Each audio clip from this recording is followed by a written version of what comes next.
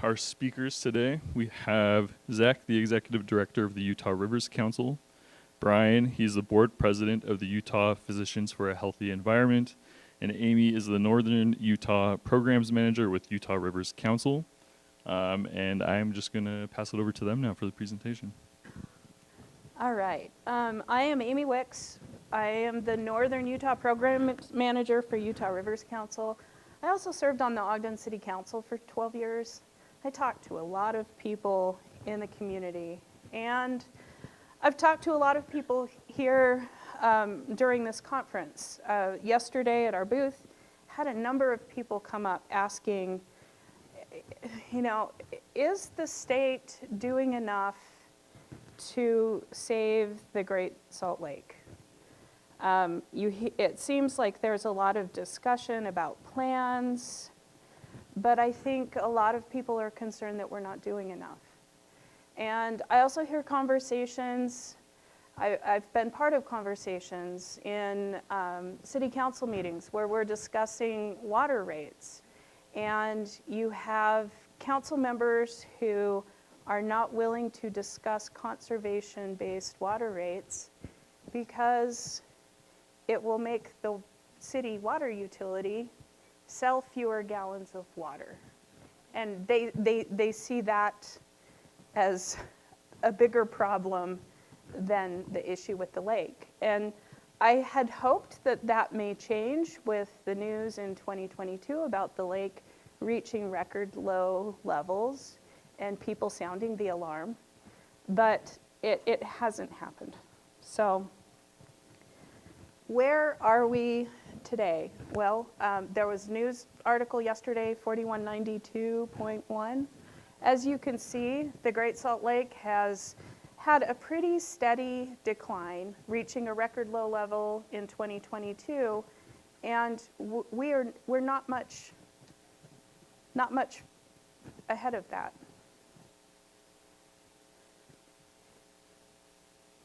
How much water is it going to take to bring this Great Salt Lake back to a healthy level? It's 8.4 million acre feet. And I think a lot of people have a hard time wrapping their head around that number. I mean, what does that mean? And so to put it into perspective, if every man, woman, and child in every city in northern Utah cities in the Great Salt Lake watershed stopped using water for a year, and every farmer in that same area stopped as well, it would take 4.5 years to bring the lake up to a healthy level. And so, you know, what is the state's plan for that? It seems like it's not failing to plan, but maybe it's planning to fail.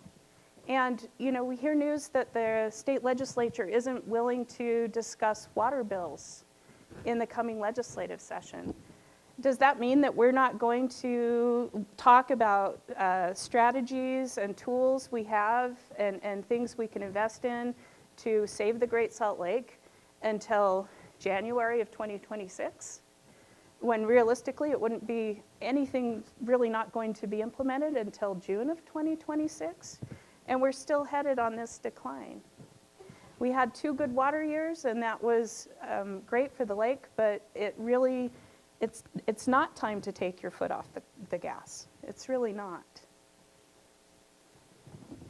This is an aerial view of Antelope Island, and you can see that what should be covered with water is desiccated lake bed. And this is the problem that Brian Moench is going to talk about next. But the issue is dust and the compounds in the dust. And so Brian's going to talk about the impacts to human health from this dust. And there's a lot we don't know, but there's a lot we do know too. So.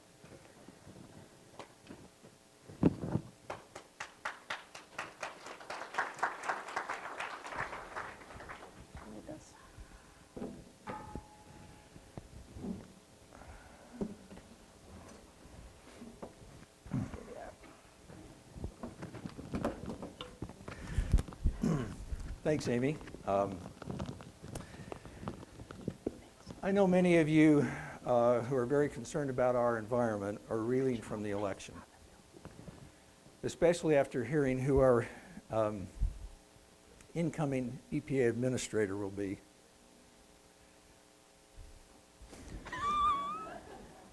For those of you who are planning your move to Canada, I have an alternative. Now, I practiced intraoperative anesthesia for 42 years before I recently retired. As an alternative to moving to Canada, I'm willing to offer anyone 4 years of continuous general anesthesia starting in January. And all I ask in return is that you smuggle me into Canada. All right, let's talk a little bit about the health consequences of the Great Salt Lake dust.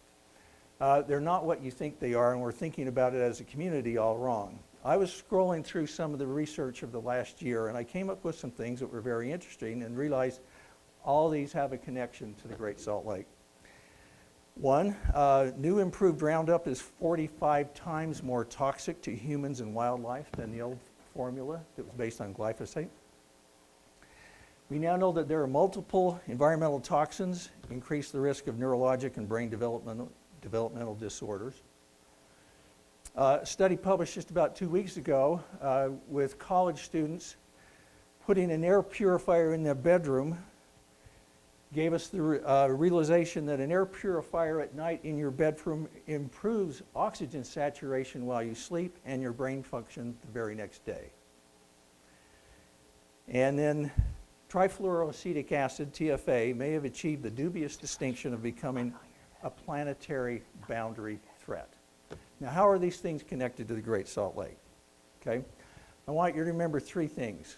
One, all the toxic byproducts of modern civilization are in the Great Salt Lake and its dust. It isn't just heavy metals. That's just the beginning of it. All the chemicals in our air pollution settle in the Great Salt Lake. Water pollution, the sewage system, industrial waste streams, personal care and consumer products, PAHs, PFAS, pesticides, microplastics, radionuclides, heavy metals, salt, pharmaceutical metabolites, at least 1,000 different chemicals that we discharge into our waste stream, including things like lipopolysaccharide from gram-negative bacteria. It's all there. It isn't just dust, and it isn't just heavy metals. Now, there are a couple of significant sources of that. One would be the fact that there are 28 sewage treatment plants that discharge into the Great Salt Lake or its tributaries. What's in those sewage treatment plants? They were never designed to extract toxic chemicals, and they don't, by and large. So we know that probably the worst of all those chemicals in that discharge is probably PFAS or forever chemicals. In addition to sewage treatment plants, we now know that probably 70% of pesticides introduced since 2015 are PFAS compounds. So we have a lake that's being plastered with herbicides to kill invasive Phragmites. We have a lake shore and wetlands that are being plastered with mosquito abatement pesticides, and nobody's keeping track of how many of those are PFAS compounds, and we know most of them probably are. One scientist who worked for the EPA said if the intent was to spread PFAS contamination across the globe, there would be few more effective methods than lacing pesticides with PFAS. What you see here is a PFAS pesticide, but its daughter product is frequently trifluoroacetic acid. Scientists who now study this compound consider it a planetary boundary threat because the contamination is global, it affects every human being on Earth and much of the wildlife. The threat is irreversible, and it is accumulating by the year. One Norwegian scientist said it's accumulating in our tap water, the food we're eating, plants, trees, the sea, and all domains of the environment in the past few decades. Future generations will have increasing concentrations in their blood until we take some kind of global action. Accumulation in the environment is essentially irreversible, And I'm afraid that the impact on humans and the environment won't be recognized by scientists until it's too late. One scientist from from Utah State University has measured PFAS compounds and plastic nanoparticles in Farmington Bay. And he told me in a phone conversation a couple of months ago that the PFAS concentrations in the dust they measured over Farmington Bay was what you'd expect near fire stations. Fire stations are where people who fight fires train with chemicals that are laced with PFAS.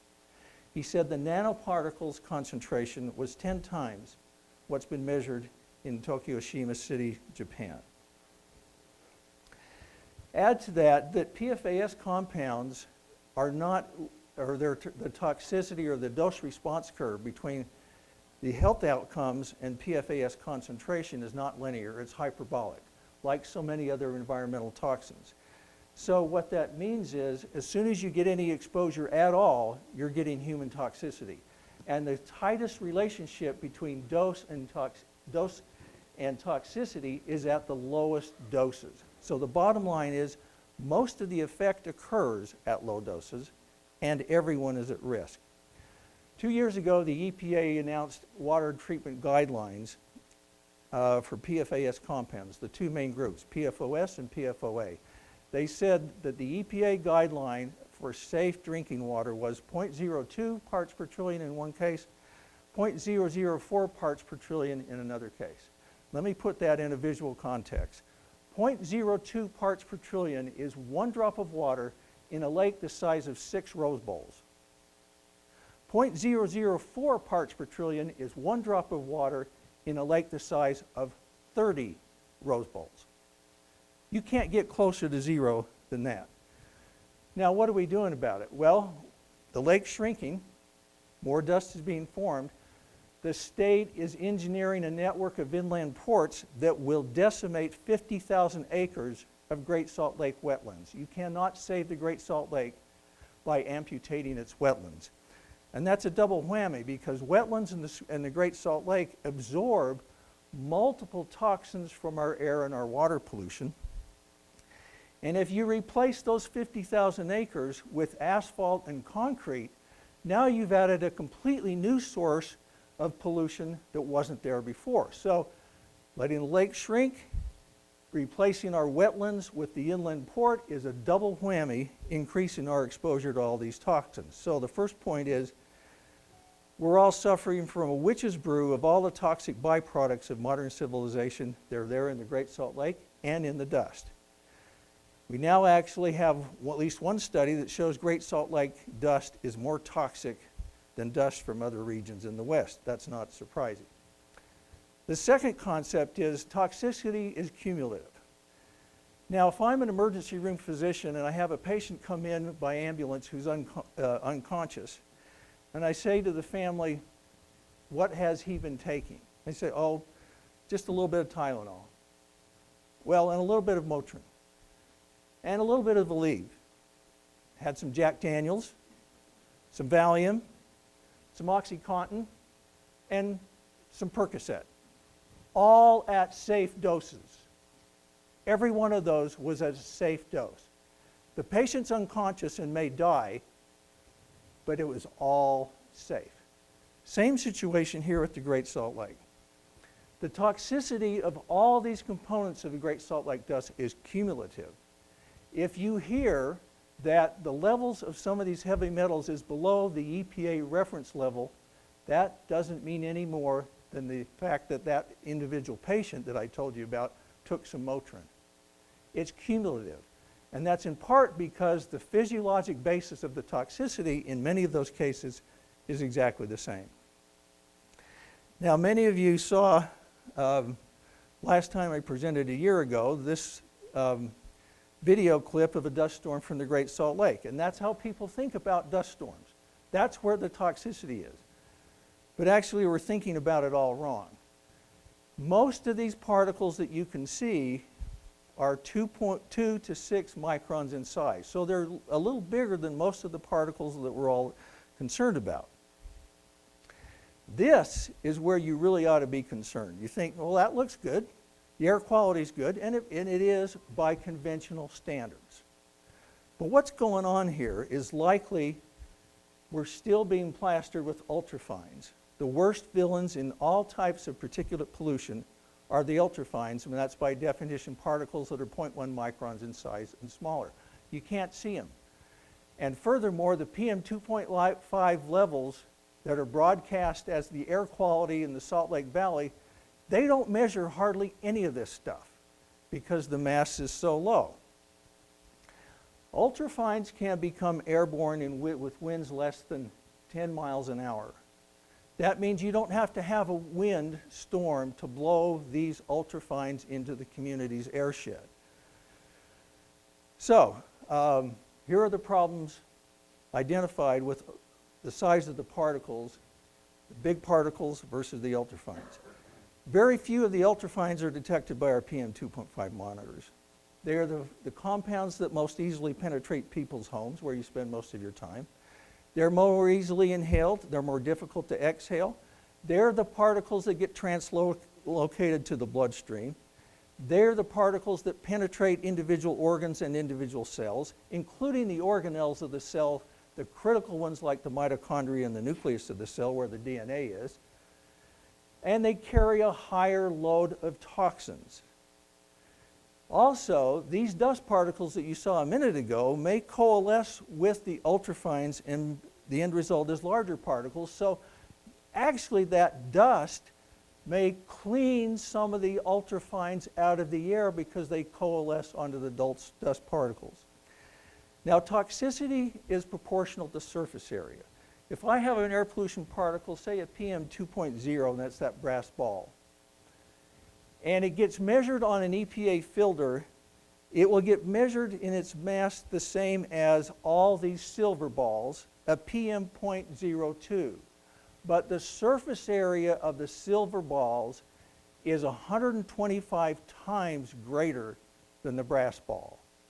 And that pretty well means that the toxicity of all those silver balls is about 125 times greater. But they're measured the same on EPA filters, and so everybody thinks they're the same in terms of human toxicity. They're not. This is an electron microscopic view of a cell where these particles have penetrated into the cell, including next to the critical organelles of the cell, where those little red arrows are. We now know from autopsy studies that all these particles have penetrated virtually every critical organ of every person in this audience. Dust from the Great Salt Lake is embedded in all of your bodies already right now. Now we even know there's a higher percentage of metals in the dust than there is in the soil because the dust is mainly these smaller particles that have a much higher surface area. So, back to the issue of we're seeing pesticide residue in that dust.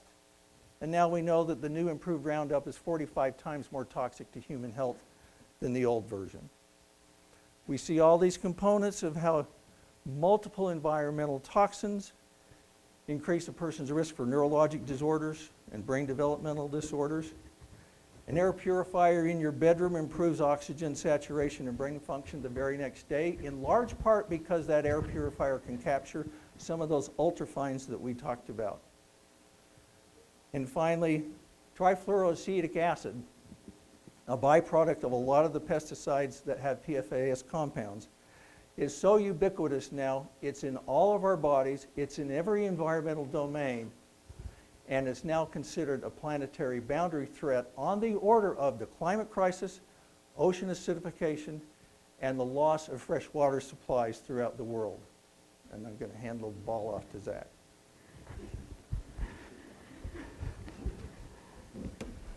Good morning, everybody.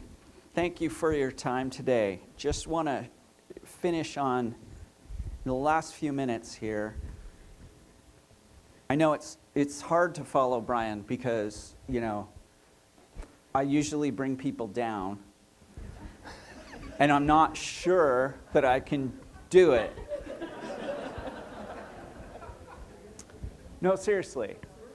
I'm actually been given the job to bring you up. Because what you have to understand is that when we give up, we lose. All three of us have had our doors knocked down by people coming to us and telling us how they are ready to quit, how they are ready to leave, how the events of the last few weeks have been so disappointing that they don't know what to do. And so what I would tell you is take a break. Go outside. Go recreate. Go binge watch. Go do whatever you need to do to recharge your batteries. Because now is not the time to give up. We are at the crossroads of the Great Salt Lake, and whether it continues to exist in our lifetimes is a decision being made today inside the Utah legislature. And contrary to some of the headlines we are reading, the decision is to fail. A conscious decision is being made at the Utah legislature to dry up the northern arm of this Great Salt Lake, 40% of its surface area, and walk away.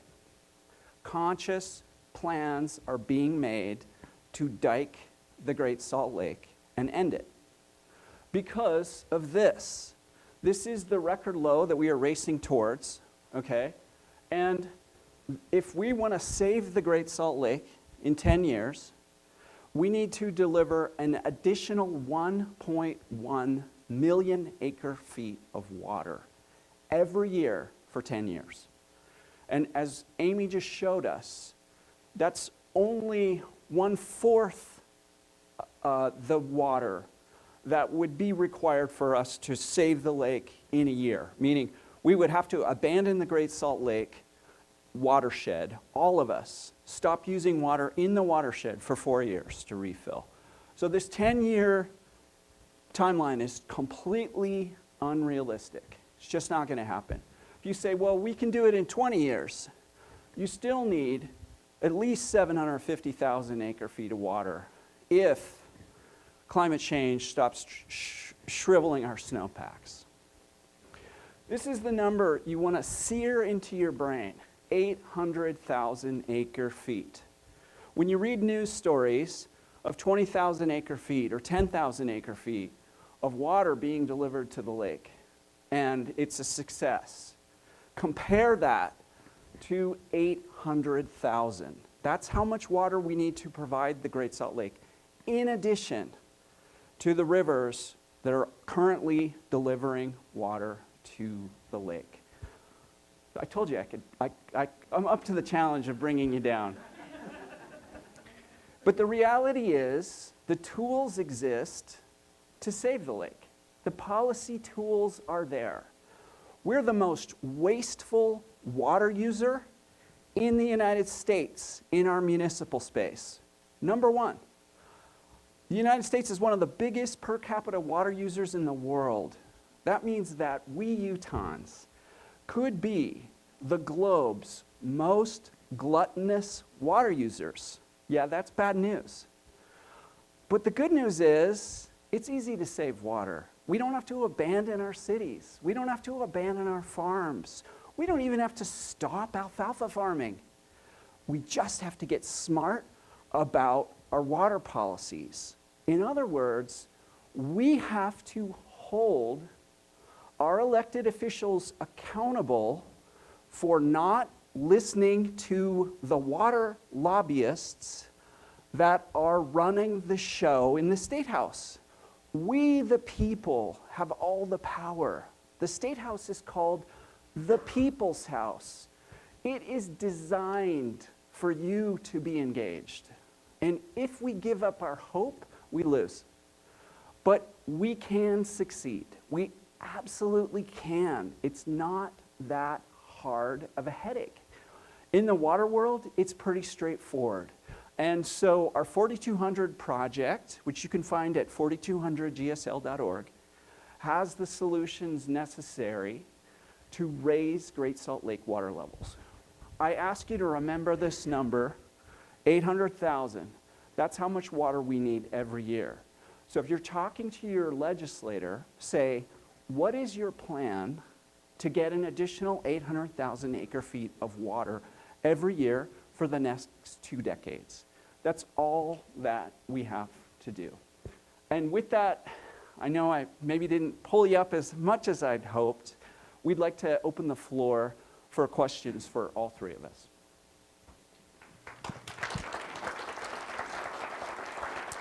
We got a couple of microphones that'll be going around the room. Yeah, I think it's pretty clear from the literature that the PM.1 is certainly more dangerous because of the surface area that you mentioned. However, Great Salt Lake itself is not a source of PM.1. Those particles are much larger.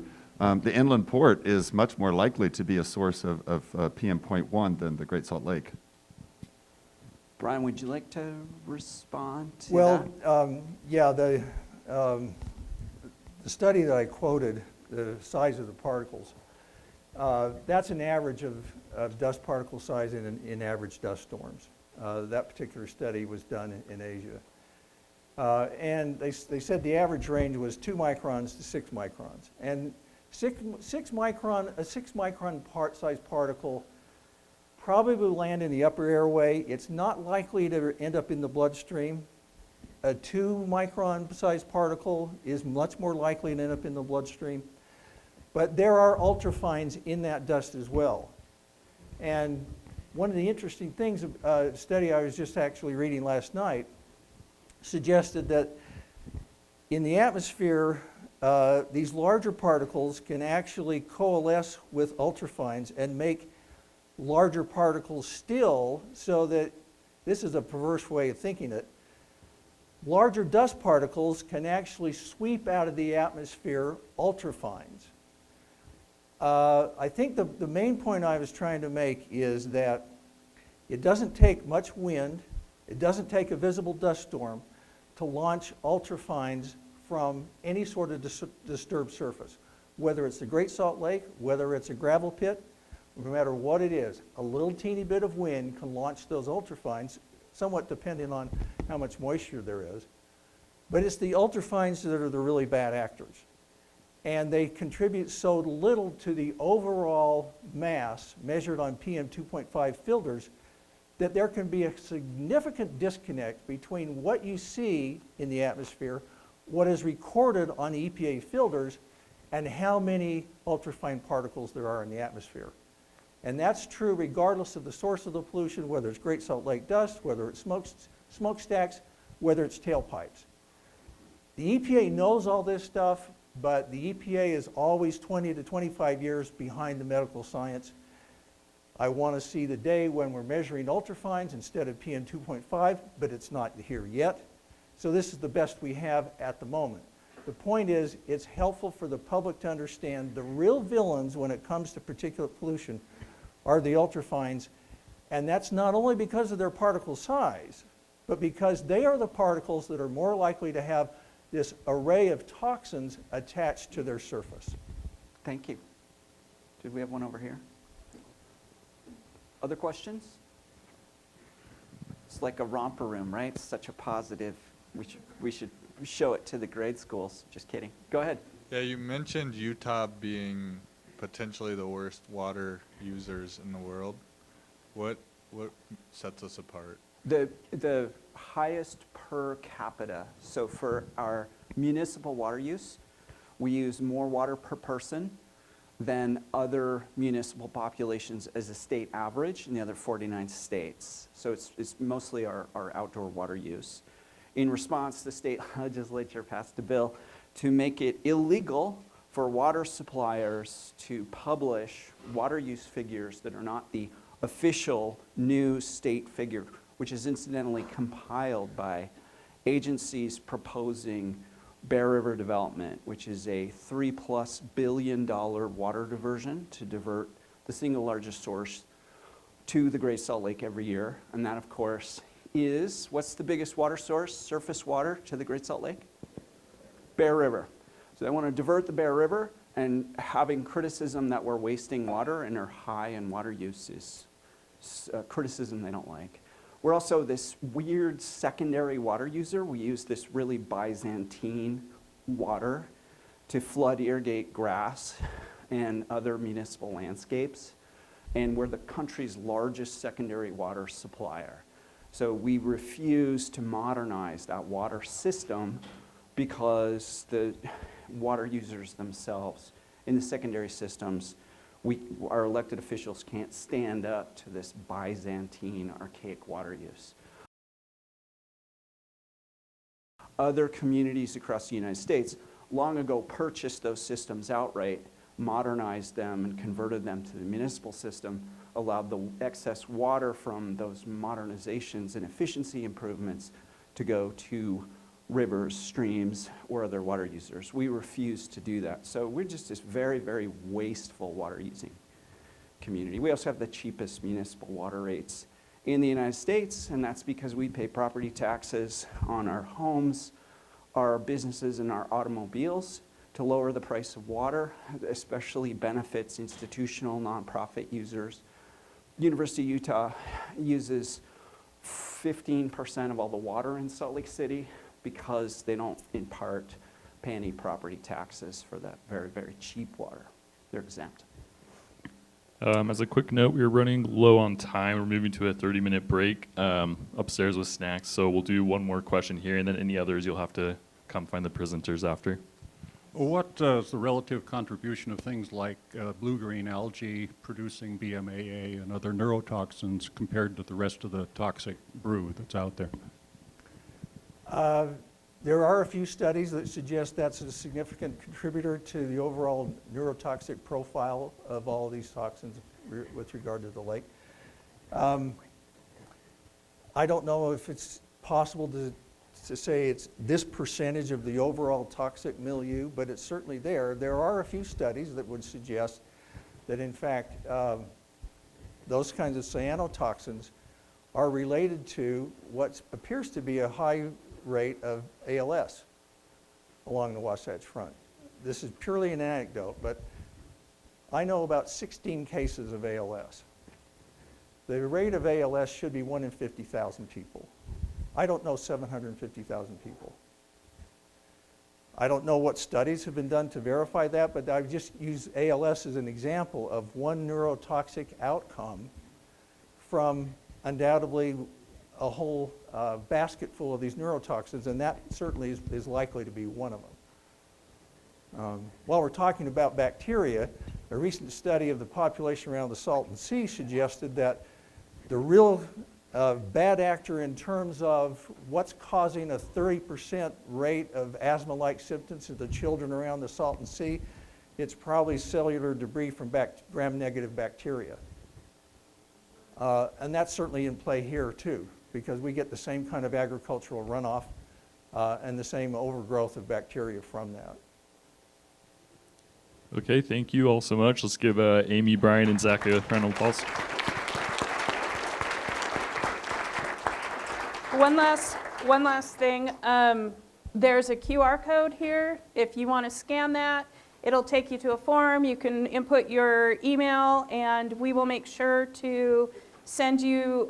We are working on a Utah Rivers Council, and Brian with Utah Physicians for a Healthy Environment are working on a report looking at Great Salt Lake dust mitigation, the cost associated with it, and some of this information on the impact to human health. So if you want to scan the QR code, we will make sure that you get that report when it's available the first part of 2025.